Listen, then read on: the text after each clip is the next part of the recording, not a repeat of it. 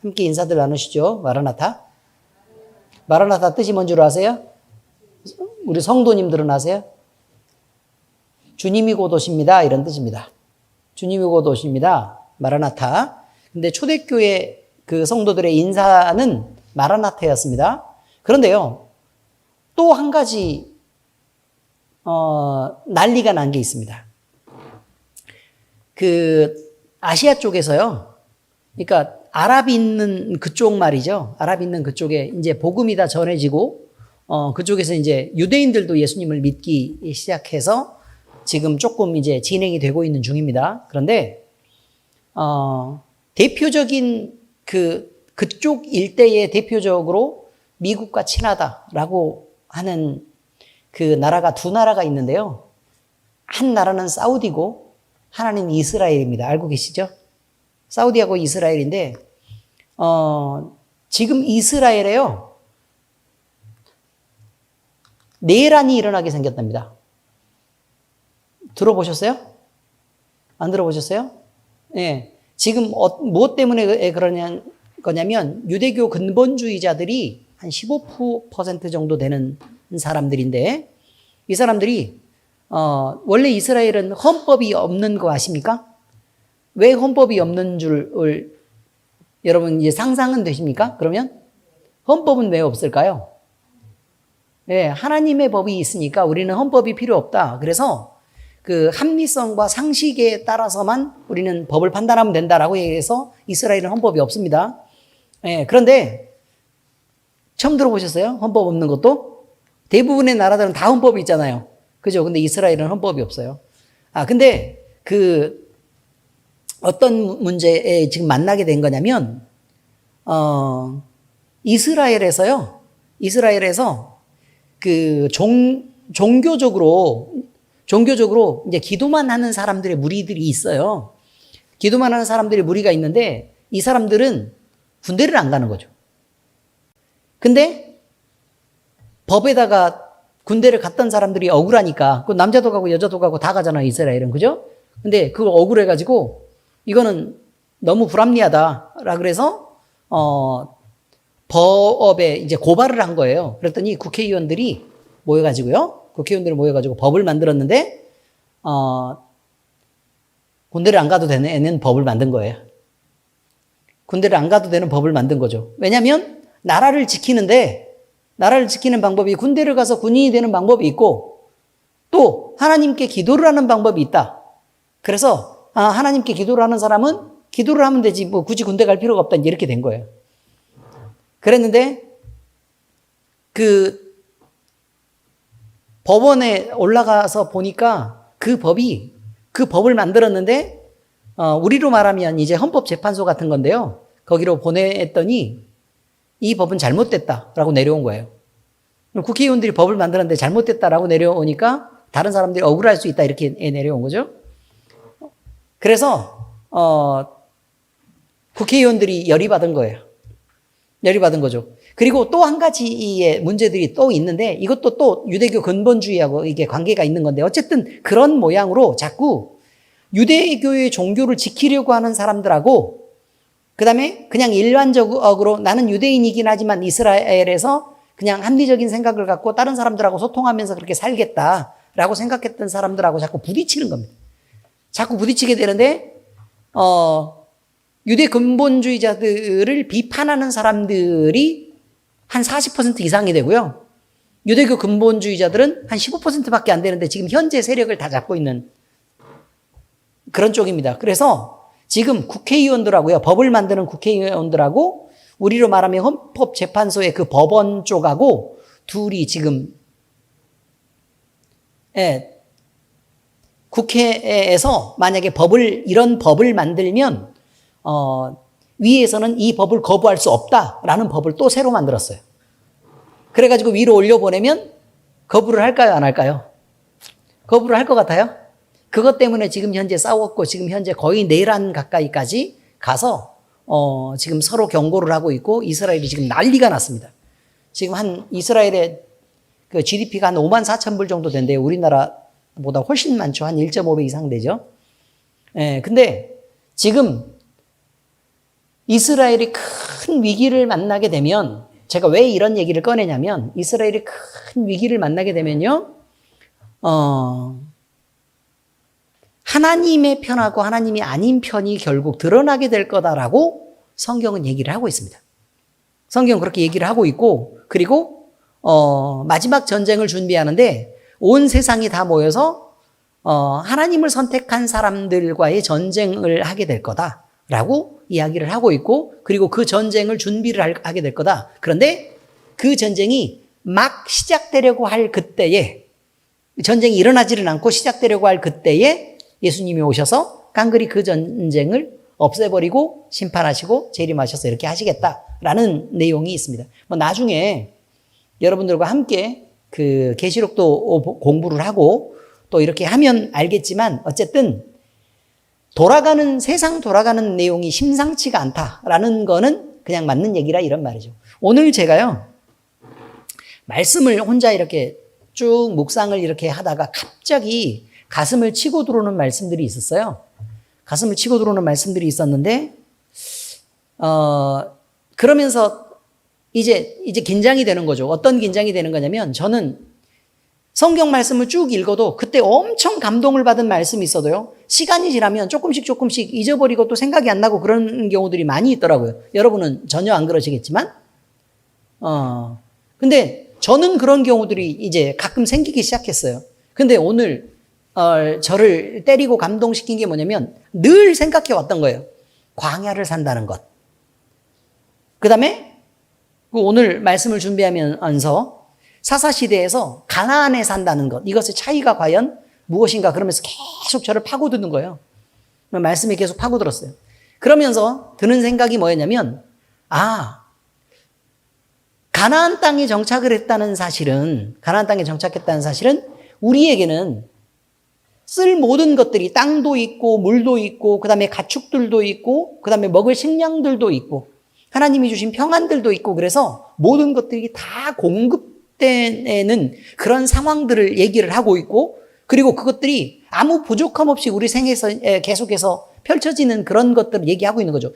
우리가 언제든지 먹고 싶으면 먹을 수 있고, 또 놀고 싶으면 놀 수 있고, 또 입고 싶으면 입을 수도 있고, 즐기고 싶으면 즐길 수 있는 모든 조건들이 다 갖춰지는 그때를 가나안이라고 얘기한다면, 광야는 그냥 사막길을 걸어야 되는 거고, 그 다음에 모래 폭풍을 맞아야 되는 거고, 그런 상황인 거죠. 굉장히 어려울 거다라는 거죠. 그런데 오늘 저를 파고드는 말씀은 뭐였냐면 이거죠. 야, 그 땅에서 그렇게 있어 보니까 광야에 있을 때는 하나님이 만나와 메추라기를 주어서 먹게 하셨는데 가나안 땅에 들어가서 보니까 여러 가지가 충분히 공급되어 있으니까 하나님을 생각할 필요가 없어진 거구나 라는 거죠. 하나님을 생각할 필요가 없어진 거구나. 그리고 또 한 가지는 뭐냐면, 자기가 자기의 입에 들어갈 것들을 위해서 일을 하는 상황이 생기는 거구나 라는 거죠. 일을 하는 상황이 생기는 거구나. 그러니까 자, 반대로 얘기하면 이거예요. 광야에서는 일을 하지 않아도 만나와 메추라기가 내려와서 그냥 그저 먹고 주워서 그냥 먹고 살면 되는 그런 삶이 펼쳐진 거고, 가나안에 들어가서 이제 전쟁이 끝났다, 이 고생이 다 끝났구나라고 생각해서 막상 가보니까 훨씬 더 어려운, 내가 노동을 하지 않으면 안 되고 또 내가 견디지 않으면 안 되는 생활이 진짜 거기서 이어지는 거구나라는 생각들을 하게 됐어요. 그러면 광야가 더 편할까? 아니면 가나안이 더 편할까? 라는 거죠. 자, 여러분, 어디가 더 편한 것 같으세요? 문제는 이거예요. 가나안에 딱 도착을 해서요. 가나안에 도착을 해서 그 땅에서 난 양식으로 밥을 해 먹을 수 있는 상황이 된 거예요. 그랬더니 당장 뭐가 그쳤어요? 만나가 그쳤다. 이렇게 말하죠. 만나가 그쳤다. 그러면 그 상황은 농사를 지어야 되는 얘기잖아요. 농사를 지어야 되고 또 가축을 길러야 되고 그런 상황이 생긴 거죠. 근데 그 전까지는요, 그럴 필요가 없었던 거예요. 우리의 삶에서 느껴지는 건 그거예요. 내가 궁핍하다고 생각해서 하나님이 주시는 것으로 간신히 공급받고 산다고 생각하는 이런 광야가 우리의 삶에서 펼쳐질 때 이거죠. 참고로요. 제가 오늘 되게 아팠어요. 오늘 되게 많이 아팠어요. 오늘 아파가지고 그래서 이제 드는 생각이었다 그 말이에요. 오늘 저를 파고들었던 말씀이 그거죠. 많이 아픈데 엄청 많이 아픈 상태에서 내가 기도를 하면 하나님이 치료를 해주시는 이런 상황 속에서 평생을 살아가는 것과 아니면 내가 엄청 건강해서 열도 안 나고 아프지도 않고 이렇게 빨갛게 올라오지도 않는 그런 상황에서 건강하게 사는 것들 중에 어떤 것이 더 편할까? 어떤 게 더 편할까요? 여러분이 생각할 때는 어떤 게 더 편한 것 같으세요?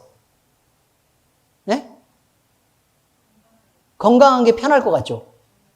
근데 오늘 드는 생각이 뭐였냐면, 내가 기도하지 않으면 안 되는 상황들이 하나님 앞에서 펼쳐지는 거고 늘 기도는 하는 거잖아요. 그죠? 근데 기도를 하면 낫는 거잖아요. 뭐 안 나으면 문제가 되겠지만 기도를 하면 낫는 거란 말이에요. 열도 떨어지고 그렇게 나아요. 그러면 나는 두 개 중에 선택하라 그러면 무엇을 선택할 것인가 라는 부분에서 제가 오늘 그 생각을 하게 됐다고요. 내가 건강해서 하나님을 생각하지 않아도 되는 시간을 사는 것은 나는 그거 선택하지 않겠다. 건강해서 하나님을 생각하지 않아도 충분히 내가 내 멋대로 살 수 있는 그런 삶이라면 나는 그거 선택하지 않겠다. 차라리 아프고 열이 나고 그래도 기도하지 않으면 안 되는 그런 상황들 속에서 하나님을 붙잡지 않으면 안 되는 상황, 하나님의 기적이 늘 펼쳐지는 그런 상황이라면 나는 그거 선택해서 살겠다는 생각이 내 마음속에 막 파고드는 거예요.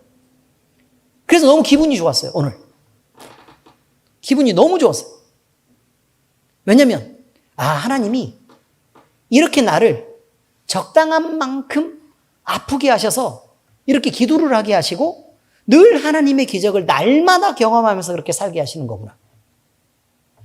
근데 다른 사람은 그저 아프고 마는데 하나님은 아플 때마다 기도하면 늘 낫게 해주셨으니까 그럴 수만 있다면 얼마나 내가 이런 광야가 얼마나 좋은가라는 거예요. 나한테. 그래서 하나님을 생각하지 않아도 되는 그런 건강이면 필요 없다는 거예요. 하나님을 생각하지 않아도 되는 부유함이면 필요가 없다. 하나님을 생각하지 않고 마음껏 내가 누리고 살아도 되는 그런 풍요는 필요가 없다라는 생각이 들어서요. 진짜 감사하게 되었어요. 그래서 여기 써놨어요. 여기. 잊어버릴까 봐. 여기다가 여기 써놨죠. 안 보이죠? 아니 어쨌든 써놨어요. 내가 절대 잊으면 안 되겠다. 그런데 안 잊혀지더라고. 계속 파고 들어가죠. 그리고 말씀을 읽기 전에 제가 이 얘기를 먼저 하는 거예요. 우리에게 주어진 것들 중에 하나님을 생각하고 하나님과 하나님을 붙잡아야만 사는 시간이 우리에게 주어진 것은 이거는 바꿀 수 없는 복이다라는 생각이 드는 거죠. 대체 불가능한 거라 이 말이에요. 그런데 하나님 응답하지 않는다면 문제가 있죠. 하나님이 늘 응답하시고 우리에게 하나님을 나타내신다면 그렇다면 우리는 이거 살만하다. 그리고 이게 가장 좋은 길 아닌가라는 생각이 드는 거였습니다. 저 같은 사람은요. 늘 건강하면 밖으로 돌아다니고 그럴 사람이 분명하니까. 자, 오늘 사사기 3장의 세 번째 시간입니다. 사사 온니엘에 관계되는 내용입니다. 사사 온니엘은요, 여러 명의 사사들 중에 첫 번째 사사입니다. 하나님께서 세우신 첫 번째 사사예요. 그래서 사사 온니엘, 이거 꼭 기억해 두셔야 됩니다. 자, 7절부터 11절까지 같이 읽겠습니다. 시작. 이스라엘 자손이 여호와의 목전에 악을 행하여 자기들의 하나님 여호와를 잊어버리고 바알들과 아세라들을 섬긴지라. 여호와께서 이스라엘에게 진노하사 그들을 메소포타미아 왕 구산 리사다임의 손에 파셨으므로 이스라엘 자손이 구산 리사다임을 8년 동안 섬겼더니 이스라엘 자손이 여호와께 부르짖음에 여호와께서 이스라엘 자손을 위하여 한 구원자를 세워 그들을 구원하게 하시니 그는 곧 갈렙의 아우 그나스의 아들 온니엘이라. 여호와의 영이 그에게 임하셨으므로 그가 이스라엘의 사사가 되어 나가서 싸울 때에 여호와께서 메소보다미아 왕 구산 리사다임을 그의 손에 넘겨주심에 온니엘의 손이 구산 리사다임을 이기니라. 그 땅이 평온한 지 40년에 그나스의 아들 온니엘이 죽었더라. 자, 죽을 때까지 사사다 이 말입니다. 하나님의 영이 임하면 죽을 때까지 사사다라는 내용이 나와 있습니다. 맞죠? 자, 그리고 내용을 보니까요, 이스라엘 자손은 어떻게 했다고요? 하나님이 뻔히 보고 계시는 그 눈앞에서 악을 행했다라고 얘기하고 있습니다. 하나님이 보시는 눈앞에서 악을 행했다. 그리고 자기들의 하나님 여호와, 남의 하나님 여호와도 아니에요. 자기들의 하나님 여호와를 잊어버리고 바알들과 아세라들을 섬겼다. 그 음란함을 보였다라고 지금 얘기하고 있습니다. 자, 그리고요, 여호와께서 이스라엘에게 그래서 진노했다 이 말이죠. 우리가 계속해서 얘기해왔던 거 있죠. 남편이 바람 피우는 거, 아내가 눈앞에서 바람 피우는 그 현장을 보고 있는 것과 같은 감정이다라고 제가 분명히 말씀드렸습니다. 그렇죠? 그래서 성경에서도요, 음란죄를 그렇게 나쁘게 그렇게 다루고 있는 것이다라는 것을 우리는 늘 기억해야 됩니다. 자, 그런데 어쨌든 여호와께서 이스라엘에게 진노하셨습니다. 그리고 그들을 어디에 붙였다고요? 메소보다미아 왕 구산 리사다임의 손에 팔아버렸다. 이렇게 돼 있죠. 그럼 팔았다는 건 무슨 말이에요? 팔았다는 거는요, 구산 리사다임이 있어요. 그러면 하나님께로 사왔다는 얘기잖아요. 그렇죠. 그럼 사오고 나면 누구의 것이 돼요? 하나님의 것이에요? 아니죠. 구산 리사다임 마음대로 해도 되는 그런 상황이 생긴 거라 이런 말이에요. 그래서 이거를 구산 리사다임이요, 메소보다미아 왕 구산 리사다임이 이스라엘 백성들을요, 마음대로 괴롭히고 또 그들의 것을 빼앗고 또 그들을 힘들게 했다. 이런 말입니다. 그렇죠? 그래서 몇 년 동안이나 지배했다고요? 8년 동안 지배를 하고 있었다. 그런데 이스라엘 자손이 이제 그때서야 여호와께 부르짖게 되었다라고 말합니다. 아니, 여러분 생각을 한번 해봐요. 억울하지 않겠습니까? 하나님 입장에서는 그동안 눈앞에서 음란을 행하며 뭐를 했다고요? 바알들과 아세라들을 섬겼다고 얘기하잖아요. 그러니까 자기가 힘드니까 어떻게 했어요? 여호와께 부르짖었다 이렇게 얘기합니다. 도와달라 그럴 때는 누구한테 부르짖어요? 여호와께 부르짖었다 라고 지금 얘기하고 있습니다. 그러면 자, 저번 주에도 말씀드렸지만 여러분 같으면 용서해요? 아니면 죽어라고 고생하게 그냥 냅둬요? 죽어라고 고생하게 냅두고 너 한번 당해봐라 이렇게 하는 게 원칙이죠. 그런데 하나님께서는, 여호와께서는 이스라엘 자손을 위하여 한 구원자를 세우고 구원하시기로 하셨다 그 말이에요. 그래서 그가 누구냐라고 얘기하니까 온니엘이다 라고 돼 있죠. 온니엘. 갈렙의 아우가 그나스라는 아우가 있잖아요. 근데 그 아들이 온니엘이었다 이렇게 나오죠. 근데 여기 어디서 등장한 것 같은데요? 어디서 나왔네요? 그렇죠. 여호수아서에서 뒤편에서 뭐가 나왔는데요?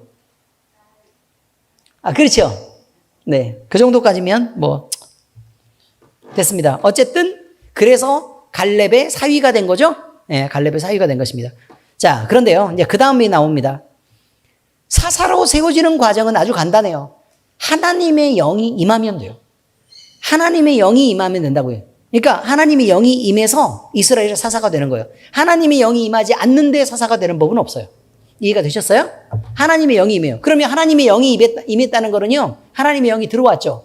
그럼 누가 주인이 돼요, 이제? 하나님이 주인이 돼요. 하나님이 주인이 돼서 그가 죽을 때까지 사사를 하는 거예요. 그가 죽을 때까지. 이해가 되셨어요? 그래서 자, 그러면 온니엘이 이스라엘의 첫 번째 사사가 됐는데 하나님의 영이 이끄시는 대로 쭉 갔을 거 아닙니까? 그죠?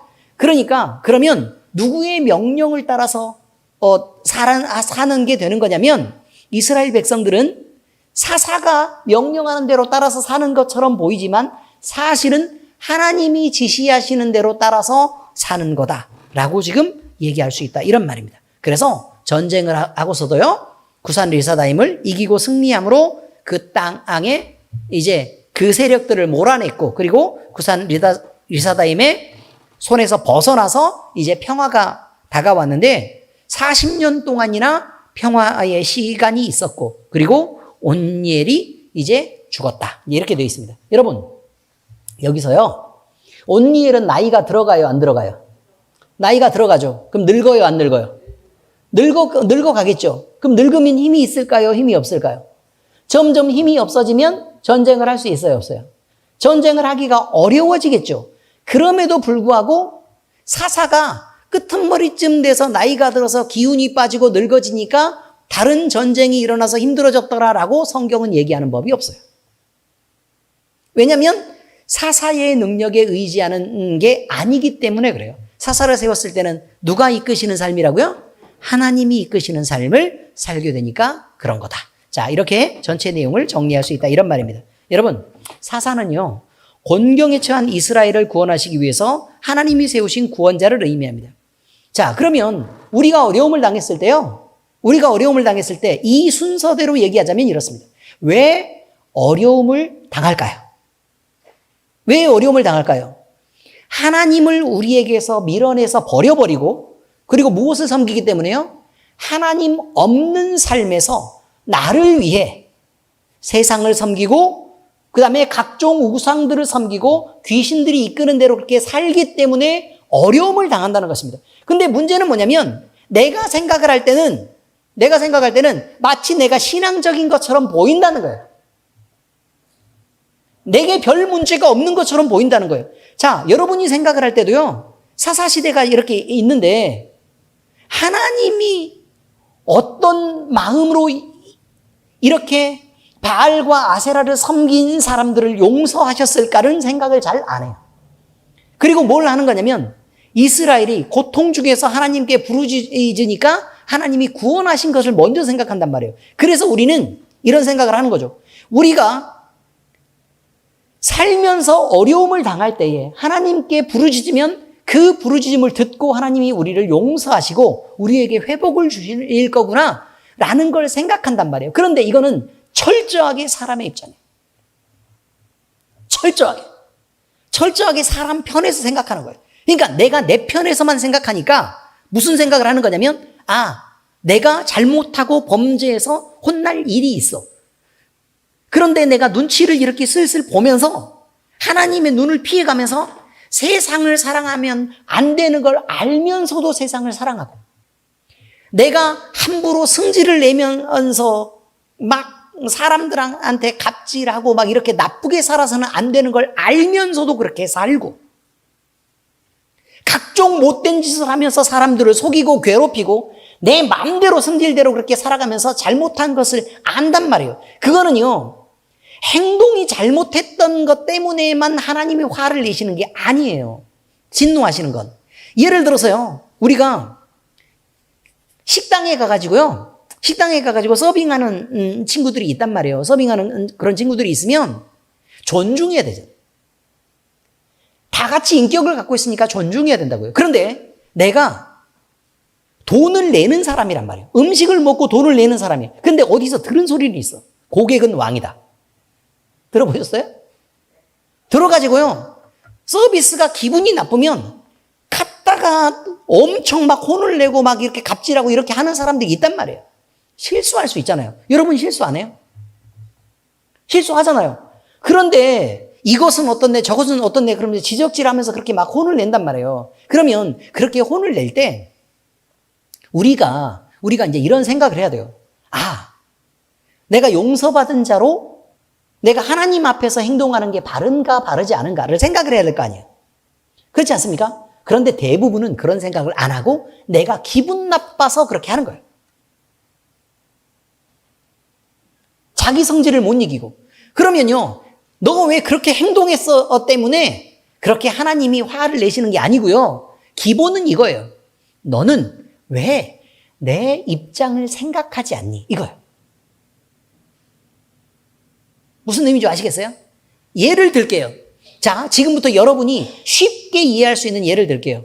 자, 내가 결혼을 한 거예요.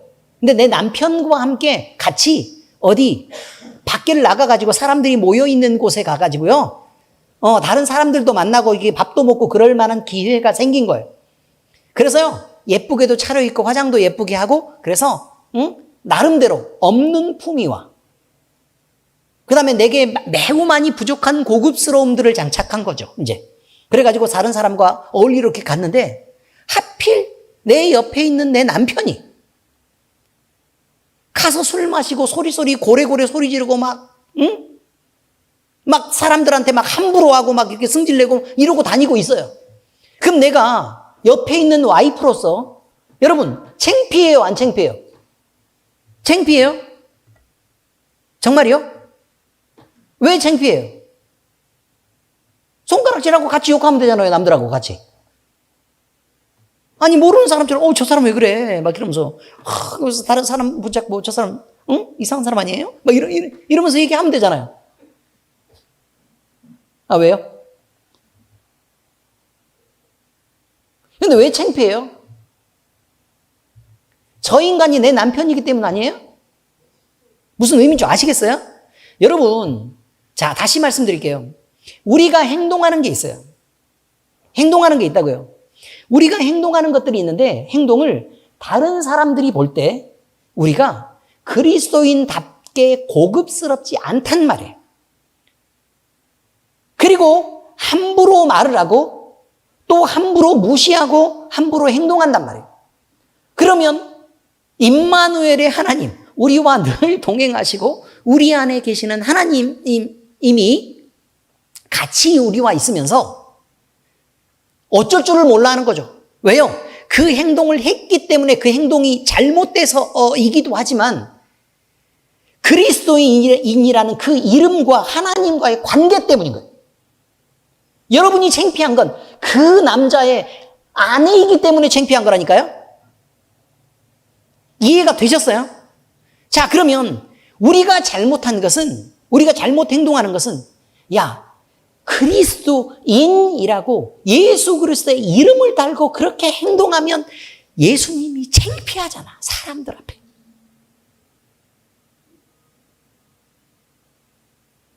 그런 마음인 거예요. 이해가 되셨어요, 이제? 이런 생각은 해보셨어요? 그리스도인으로서 하지 말아야 될 행동을 했기 때문이 아니라니까요. 예수님은요, 이렇게 하면 간단한 일이에요. 너는 그리스도인이 아니잖아 라고 딱 끊어내고 같이 비난하면 돼요. 그런데 하나님은 우리를 그렇게 하신 적이 없다고 말해요. 우리를 사랑하시고 또 얘는 그래 내 사람이야. 그리고 내가 사랑하는 자녀야 라고 얘기하는 걸 하나님은 한 번도 거두신 적이 없어요. 그런데 우리는 그렇게 하나님을 생각도 안 하고 계속해서 그렇게 행동하고 다닌다는 거예요. 이것이 바로 우리가 우리 입장밖에 생각하지 못하는 거 아니냐라고 얘기를 하는 것입니다. 그러므로 여러분, 우리가 받는 구원을 늘 생각을 해가지고요. 나는 구원받았구나. 나는 용서받았구나. 라는 것 때문에 즐거워할 일이 아니라 그 전에 하나님은 사탄에게 얼마만큼 참소의 말을 들어야 했으며 그리고 우리가 그리스도인인데 하나님과의 관계에서 하나님은 우리와 함께 계시는데 얼마나 하나님의 입장을 창피하게 만들었느냐를 생각하셔야 된다고요. 그게 중요한 거예요. 적어도 우리 안에 성령 하나님이 계시다면 우리가 행동하지 말아야 될 것들이 있다는 것을 늘 잊지 말아야 된다는 것입니다. 이게 중요한 거예요. 자, 또 있습니다. 자, 그럼에도 불구하고요. 하나님은 당신을 바라보면서 구원을 바라는 자들을 반드시 구원하신다고 약속하고 있습니다. 이것이에요. 출애굽한 이스라엘 백성은 400년 동안이나 왕이 없었어요. 400년 동안이나 왕이 없어요. 그런데도 이제 사사시대 전반을 얘기하는 거예요. 왕이 세워질 때까지. 그런데 그들이 그 긴 시간 동안 나라를 지속한다는 건 말이 안 돼요. 왜냐면, 자, 나라를 지키기 위해서는 방어를 해야 되잖아요. 그렇죠? 방어를 해야 되는데, 방어를 하려고 하는데, 무슨 대장이 있어야 명령을 할 거고, 명령이 있어야 사람들이 모여서 무슨 방어를 하든지 말든지 할 거 아니야, 그 말이에요. 근데 이게 몇 년은 그렇게 할 수도 있어요. 그런데 여러분도 알다시피 가나안 땅은 젖과 꿀이 흐르는 가나안 땅이래요. 그 농사가 되면 추수를 하고 나면 그 추수 결과의 그 풍성함이 어마어마했다고요. 그리고 거기는 양도 많이 키우고 그다음에 우유도 많이 날 거 아니에요. 그렇죠? 그러니까 그 풍요 속에 있는데 한 번만 치고 들어오면 몽땅 싹 쓸어갈 수 있어요. 그런데 400년 동안이 4년도 아니고 40년도 아니고 400년 동안이나 이스라엘은 사사가 그때그때 이렇게 부분적으로 나타나면서 역사를 계속해서 이어올 수 있게 됐어요. 이거는 정말 기적과 같은 일이에요. 조선 왕조가 몇 년이래요? 500년이래요. 조선 왕조 500년. 그런데요, 그 500년 동안 우리는 수없이 이 많은 전쟁을 치러야 했고, 그런데 우리가 스스로 공격했던 것이 아니라 외부의 침략이 계속해서 있어 와서 우리는 계속해서 방어를 해야 되는 그런 입장에서 500년을 이끌어온 거예요. 근데 그 이후에 500년을 이끌어오는 나라가요, 그렇게 긴 나라가 과연 전 세계에 몇 나라나 될까? 구문의 집사님, 그런 나라가 많아요? 아니면 극히 적어요? 극히 적어요. 500년의 역사를 가진 나라가 극히 적다고요. 고려는 몇 년이에요? 400몇 년 되죠. 네. 그것도 거의 조선에 맞먹는 정도 길이가 돼요. 근데 또 그것도 그렇게 오랫동안 유지가 되는 것도 말도 안 되는 거예요. 그런데 여러분, 그 말도 안 되는 일이 이스라엘의 지정학적 요충지라는 거는요, 이런 거예요. 아시아와 아프리카와 유럽이 있어요. 그러면 사람들이 지나다닐 때 여기는 사막이고 여기만 지나다닐 수 있게 된 거니까 그 가나안 땅은 지정학적 요충지의 뜻이 뭐예요? 사람들이 많이 왔다 갔다 할 수밖에 없는 지역이다, 이런 뜻이에요. 그런데 그 땅이 풍요롭기까지 하되, 그러면 여러분 어떻게 그 땅을 지켜낼 수가 있겠냐고. 말도 안 되는 거죠. 우리나라야 끄트머리에 붙었으니까 그렇다 치지만 이스라엘은 중간 한 길 중앙에 붙어 있는 건데 그게 말도 안 되는 일이지만 하나님께서는 그렇게 하셨다고 말을 해요. 자, 이 일은 사람이 막는다고 될 일이 아닙니다. 이스라엘의 왕을 주었더니요, 보세요. 이스라엘 왕을 주었더니 겨우 사울은 그냥 자기들이 세운 왕이고 다윗 왕이 세워지고 그 다음에 솔로몬이 세워졌죠. 그렇게 두 왕이 지나가니까 나라가 분열됐어요. 이해가 되셨습니까? 바로 이런 것입니다. 우리가 그들의 소견에 옳은 대로 행동했지만 하나님이 늘 용서하시고 400년 동안이나 계속해서 반복해서 용서하시고 또 잘못하는 걸 또 용서하시고 또 잘못하는 걸 용서하시고 그랬었다는 얘기입니다. 그러니까 하나님의 긍휼하심이 크구나 라는 것만 우리는 생각하는데 제발 좀 그러지 좀 말라, 그 말이에요. 하나님이 긍휼하심이 크구나 이전에 하나님이 어떤 감정으로 이것들을 참아내셨는지를 생각하시란 말이에요. 우리가 잘못할 수 있어요. 잘못할 수 있는데 하나님이 우리의 잘못을 보면서 어떤 감정으로 하나님은 참아내셔야 하는지를 생각하시라고. 그래서 성경은 그걸 쓰고 있는 거예요. 하나님께서 진노하셨다, 이렇게 말하고 있습니다. 여러분, 나라가 부강하고 잘 되는 것은요, 훌륭한 정치인이 나와서 좋은 제도를 가지고 강력한 통치권을 행사하면서 되는 일이라고 겉으로는 그렇게 보여질지 모릅니다. 그런데요, 자, 좋은 제도를 가진 나라가 한둘이 아니었습니다. 그런데 나라가 부강하지 않고 멸망한 나라들도 많이 있습니다. 강력한 통치권을 행사하는 사람이 나왔던 나라들도 많이 있습니다. 그런데 그 강력한 통치권도 나라를 길게 하지 못했습니다. 진시황을 보시라, 그 말이에요. 그리고요, 제도가 좋으면 또 그것들이 같이 더해지면 시너지 효과가 일어나서 더 좋은 나라가 될 거라고 우리는 상상하지만 그렇지 않다는 얘기입니다. 자, 그것은요, 그저 겉모습에 불과한 것입니다. 성경은 이렇게 말합니다. 실상 이들은 두 가지에 크게 영향을 받는다 라고 얘기해요. 두 가지의 영향을 받는다. 하나는요, 어떤 국민이 어떤 태도로 사느냐에 있다 라고 말합니다. 어떤 국민이 어떤 태도로 사느냐에 있다. 자, 예를 들면 이스라엘 백성이 하나님을 섬기면서 성실하게 살아주느냐 아니면 그렇지 않느냐에 있다 라고 얘기하는 게 첫 번째 얘기라 그 말이에요. 그리고 다른 하나는 하나님이 그 민족에게 어떤 기회를 주시고 또 어떻게 이끌어 주시느냐에 있다. 다시 말해서 하나님의 뜻이 그 나라에 어떻게 임하느냐에 있다 라고 말합니다. 우리나라도 자, 생각을 한번 해봐요. 우리나라가 아마 역사적으로 볼 때 이렇게까지 넓은 지역에 영향을 미치면서 가장 강력한 국격을 유지하고 있는 이런 때는 고조선부터 우리나라 처음 시작부터 시작해가지고요. 이런 때가 있었는지 모르겠습니다. 있었을까요? 고구려는 그렇게 강했을까요? 지금 대한민국처럼? 아니에요? 그럼 삼국을 통일한 신라는요? 아닌 것 같죠? 그죠? 지금이 제가 볼 때는 가장 강력한 나라입니다. 한반도에 세워진 가장 강력한 나라, 대한민국. 제가 생각할 때는 그래요. 자, 그런데 이렇게 가장 강력한 나라가 되기 위해서요, 성경대로 보면 두 가지 해석이 있는 거예요. 두 가지 해석.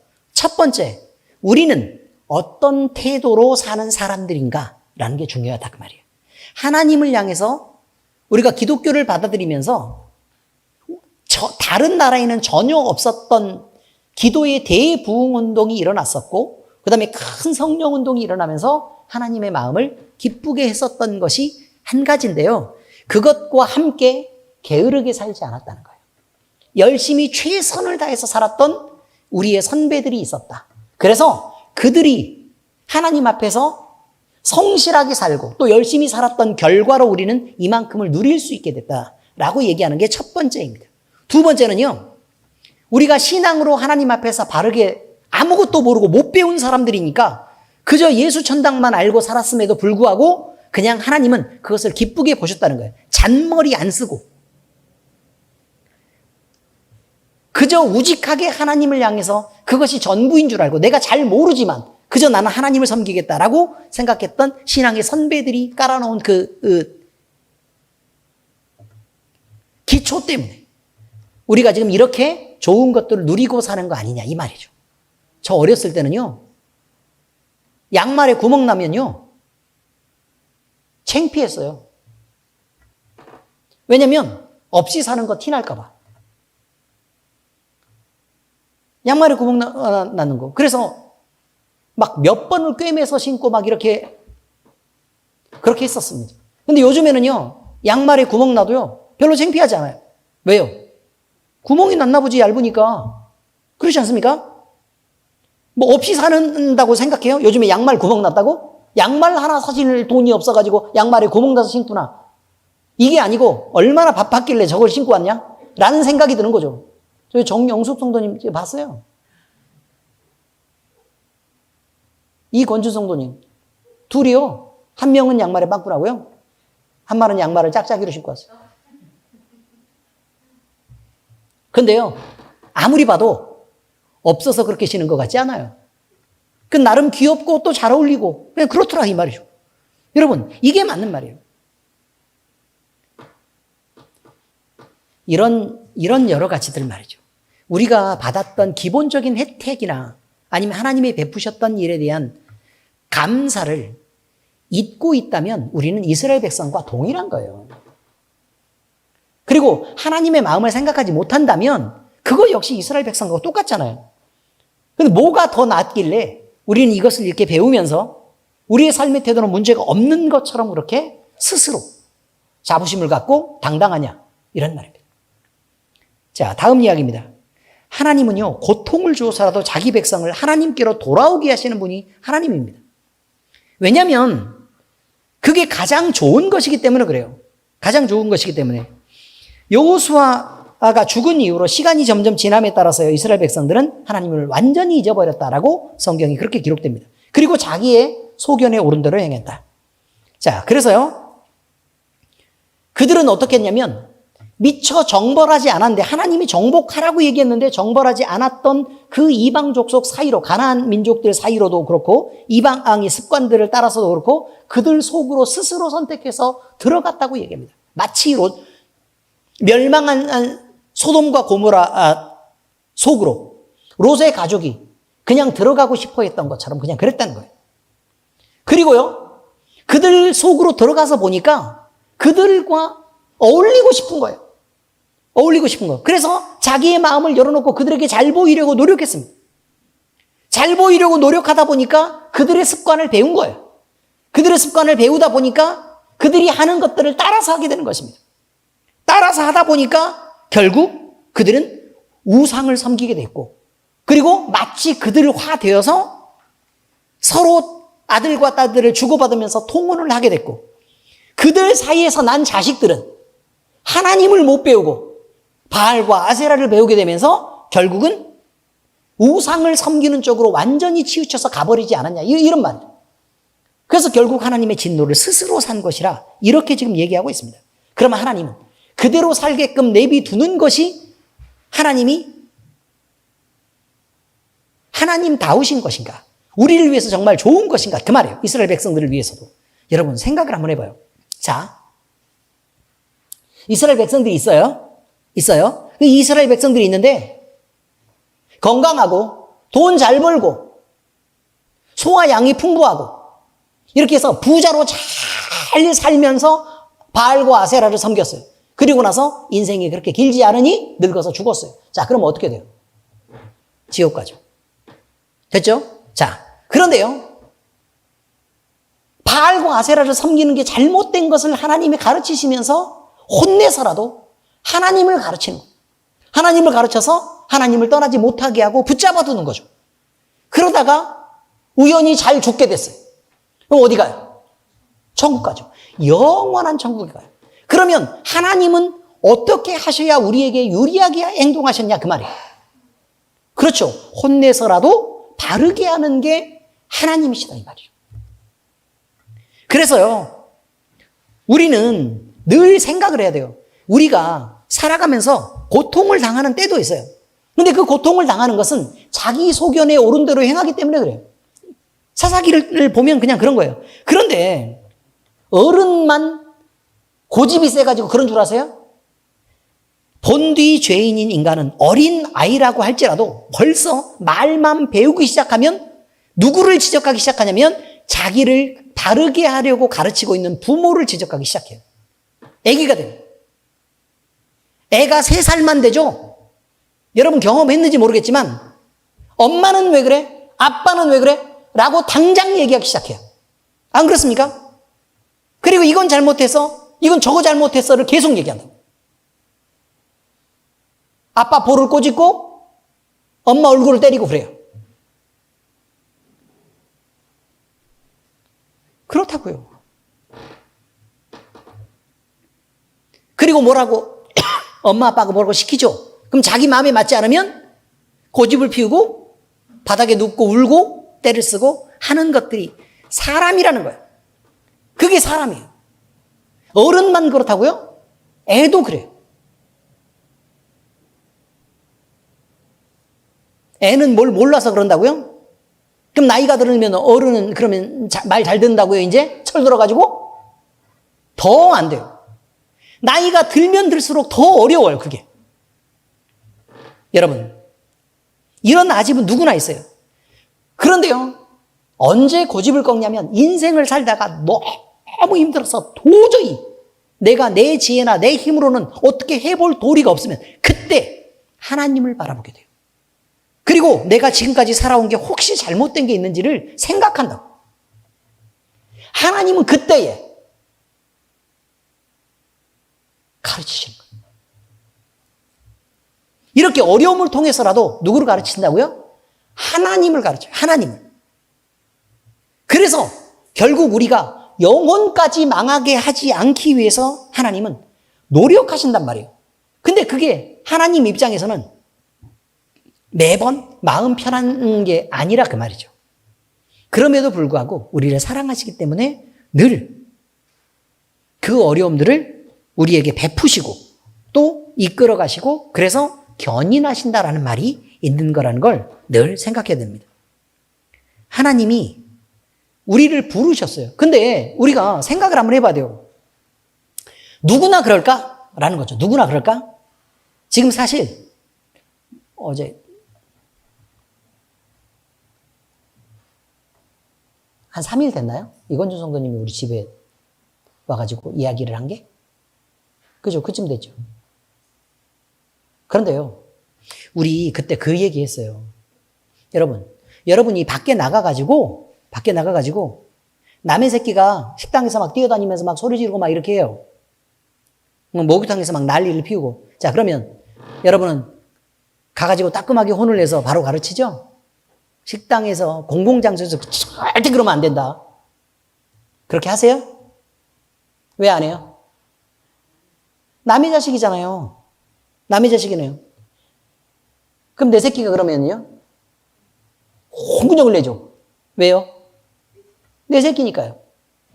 근데 만약에 그 아이의 마음이 다쳐서 잘못된 걸 고치라고 하는 거예요? 아니면 다음에 사랑받는 아이가 되게 하기 위해서 그런 거예요?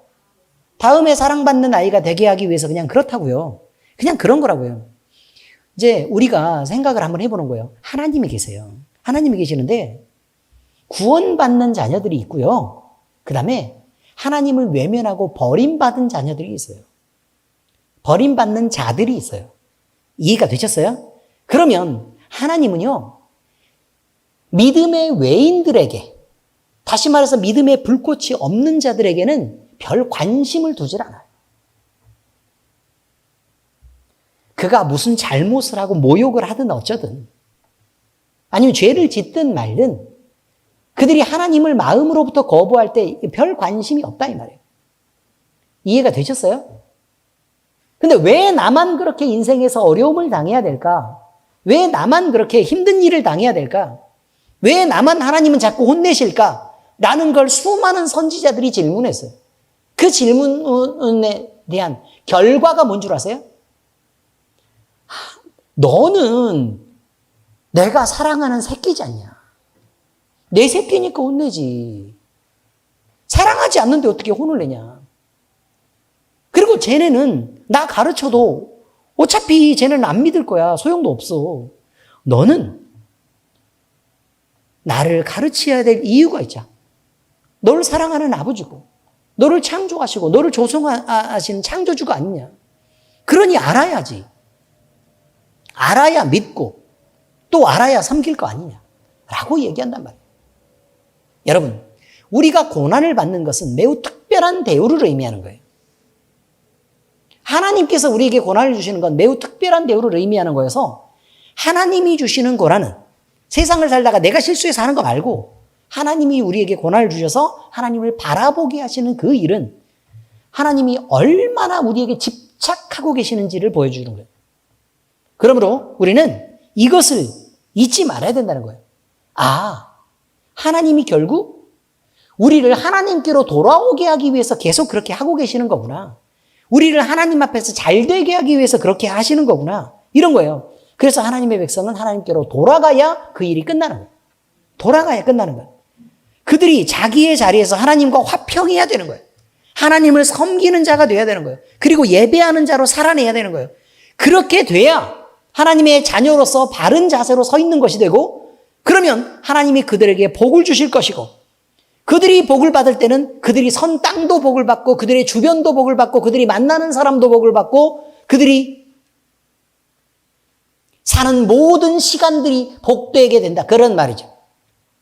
그러므로 그들이 하나님 앞에서 화평의 시간을 보낼 수 있게 되는 거다. 그런 말이죠. 그러니 다른 건 신경 쓰지 마세요. 세상 사람들이 잘못했는데 왜 벌을 내리지 않나요? 관심 없어요, 하나님은. 뭐 돈을 많이 벌어서 뭐 과시를 하고 살든 어쨌든 그건 관심이 없어요. 누구에게 관심이 있다고요? 내 새끼를 바라보는 거예요. 내 새끼를. 안 보셨어요? 정문사님이요. 나 어이가 없는 얘기를 해가지고 최온이가 있지 않습니까? 최온이 엄청 이쁘다는 거예요. 그래서 내가 그 입장이면 그럴만도 하죠라고 얘기를 해줬어요. 장로님 어때요? 최온이 엄청 이쁘죠? 그죠? 여러분 그 집안에서 볼 때 걔네가 정말 그렇게 이쁜 거예요. 아니 안 이쁘단 얘기는 아니에요. 마음 상하지 마세요. 안 이쁘단 얘기가 아니라 남들이 볼 때 그만큼 예쁘지 않을 거라는 거예요. 내 새끼고 내 손주니까 그렇게 이쁠 거라는 거예요. 그리고 우리 새끼는 남의 애랑 아무리 이쁜 애랑도 안 바꿔요. 왜 바꿔요? 내 새끼를. 이해가 되셨습니까? 그리고 남들이 어떻게 하든 간에 별 관심이 없어요. 그래서 남들이 막 엄청 똑똑하고 시험에 막 100점을 막 다 맞았다 어쩌다 그래도 아이 뭐 걔는 그러겠지라고 생각을 하는 거지. 내 새끼가 100점짜리 한 개 맞는 게 낫지. 남의 새끼가 7개 맞는 게 무슨 상관이 있어 그게. 의미를 이해하셨습니까? 우리 애가 맛있는 거 잘 먹는 게 내가 관심이지 남의 애가 과일 좋아하는 게 무슨 상관이 있냐고 그게. 우리 애가 안 넘어지고요. 건강하게 병 안 걸리고 그렇게 사는 게 중요하지. 남의 애가 병을 걸리든 어쨌든 물론 안 걸리고 좀 안 아프고 그러면 이제 인도주의적인 차원에서 좀 이렇게 우리가 그 정도 마음은 쓰는 것처럼 보일 수 있어요. 그렇지만 실제로는 내 새끼가 아픈 것만큼 간절하거나 아니면 마음이 막 이렇게 그렇게 복잡해지거나 힘들거나 그러지 않다 그 말이에요. 아시겠어요? 하나님도 똑같다고 얘기하는 거예요. 그래서 아버지라고 부른다고요. 하나님을 아버지라고 부르는 것에 대해서 너무들 감각이 없어서 하는 얘기예요. 지금. 누구에게 관심이 있는 거라고요? 내 새끼에게 관심이 있는 거라고요. 제발요. 믿는 자들에게 관심이 있어요. 그래서 하나님은 관심 외에 있는 것들을 갖고 왜 쟤는 저렇게 맛있는 걸 많이 먹는데 저한테는 안 주세요. 라고 그렇게 얘기하지 말라. 이런 말이죠. 아시겠습니까? 그렇습니다. 자, 하나님은요, 사사를 통해서 이스라엘을 구원하시고 평화를 주셨어요. 근데 그 사사는 이미 얘기했다시피 하나님의 영이 임해야만 사사가 되는 거예요. 의미를 아시겠죠? 하나님의 영이 임해야만 사사가 되는 거라고. 하나님의 영이 임하지 않으면 사사가 될 수가 없어요. 그게 가장 중요한 거예요. 여러분, 이것을 우리는 이런 생각을 한번 해볼 필요가 있어요. 우리에게는 성령 하나님이 임하잖아요. 성령 하나님이 하죠. 왜 성령 하나님이 임하셨어요? 그건 또 생각을 해보셨어요? 성령 하나님은 왜 우리에게 임하시는 건데요? 내 새끼랑 같이 있고 싶어서예요. 아시겠어요? 자, 다시요. 성령 하나님이 늘 우리와 같이 있고 싶어 하는 이유가 뭐예요? 내 새끼니까요. 내가 사랑하는 자니까. 그래서 같이 있고 싶은 거예요. 그래서요, 옆에 있으면 가만히 있는데도 손이라도 좀 이렇게 만져보고 싶고, 예? 그 다음에 괜히 있는데 어깨라도 이렇게 기대보고 싶고, 뚱뚱한 그놈한테 맛있는 거 먹는 거 좀 보여주면서 좀 구경도 더 시켜주고 싶고. 예, 그렇다고요. 제가 우리 어머니 살아계실 때요, 한참 건강관리를 못해가지고 한 7kg쯤 쪄가지고 내려간 적이 있어요. 7kg쯤 쪄가지고 엄마한테 내려갔는데요. 운전을 하고 왔으니까 좀 피곤한 얼굴인 건 사실이죠. 근데 그렇게 내려갔는데 우리 엄마가 그랬어요. 7kg를 쪄서 갔는데 얼굴이 반쪽이다. 도대체 얼마나 힘들길래 애가 쭉 이렇게 보탔냐? 이렇게 물어봤단 말이에요. 배가 이렇게 나와 있네. 도대체 뭘 먹고는 사냐? 이렇게.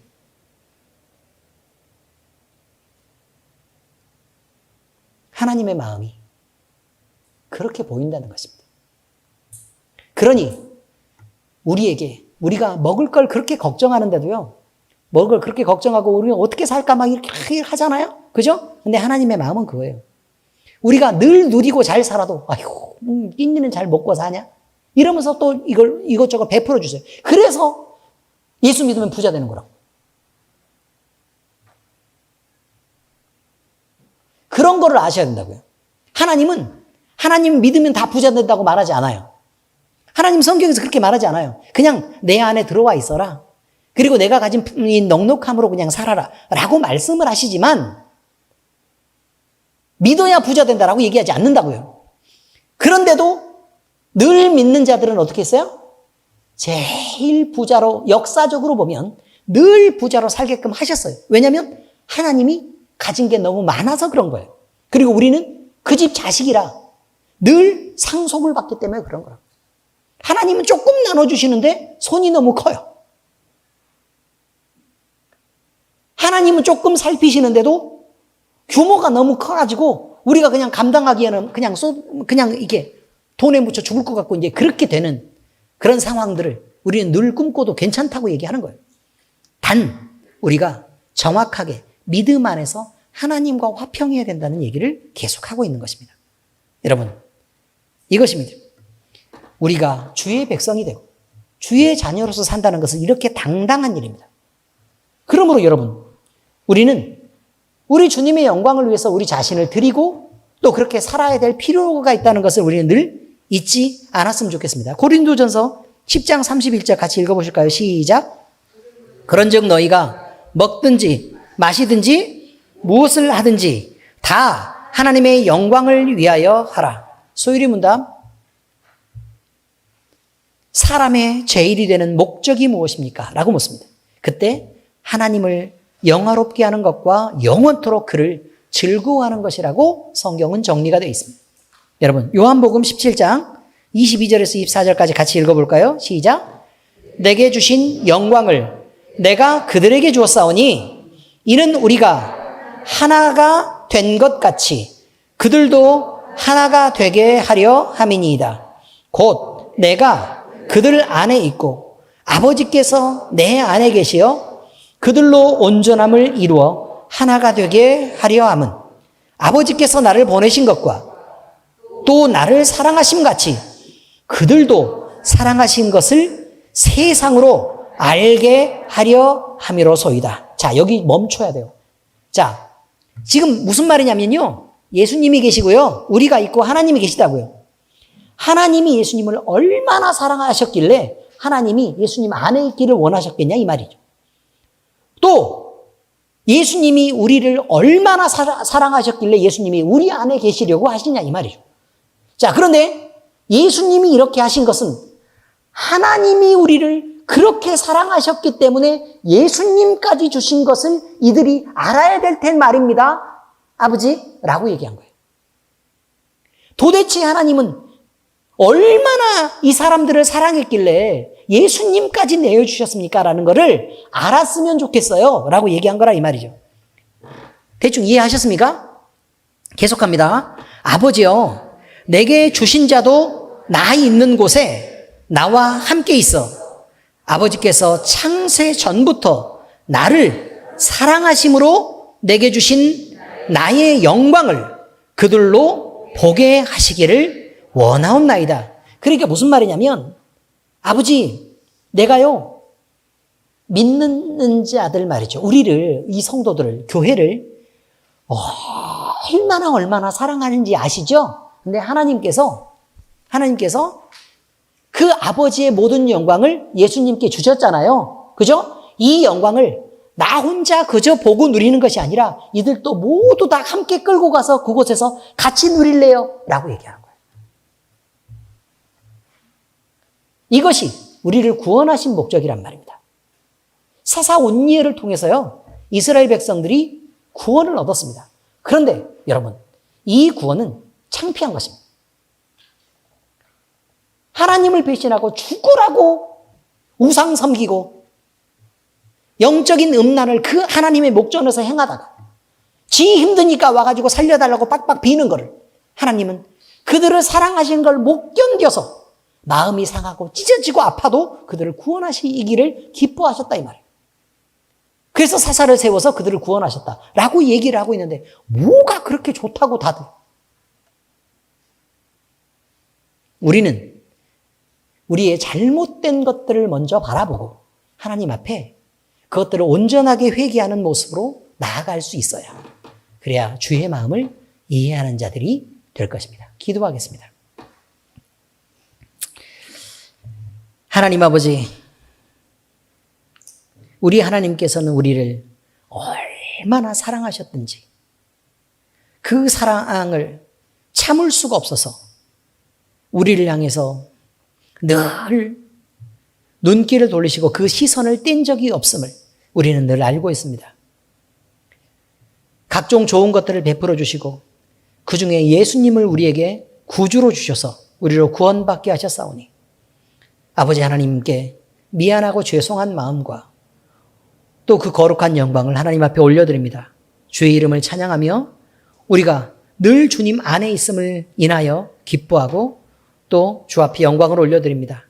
아버지 하나님, 주님의 사랑이 우리 안에 임했을 때 우리가 아버지 하나님 우리의 입장만 생각해서 늘 사랑받는 자로서 누리는 것만 생각할 일이 아니라 우리가 때로 잘못했을 때 하나님의 마음을 얼마나 긁고 아프게 하고 상처를 내고 있는지를 우리 스스로 생각하게 하시고 이제 아버지 하나님 우리가 과거에 지었던 이 모든 죄의 부분들을 회개하고 돌이키게 하시고 또 우리가 하나님 앞에서 이제 주님의 이름에 부끄럽지 않은 삶을 살아드릴 수 있도록 아버지 하나님께서 우리를 이끌어 주시옵소서. 우리로 그리스도인으로서 사는 것을 자랑스럽게 하시고 당당하게 하여 주시옵소서. 그래서 아버지 하나님, 우리를 구원하신 우리 주님께 늘 영광 돌리는 우리의 인생을 살게 하시옵소서. 살아계신 우리 주 예수 그리스도의 이름으로 감사하며 기도합니다. 아멘.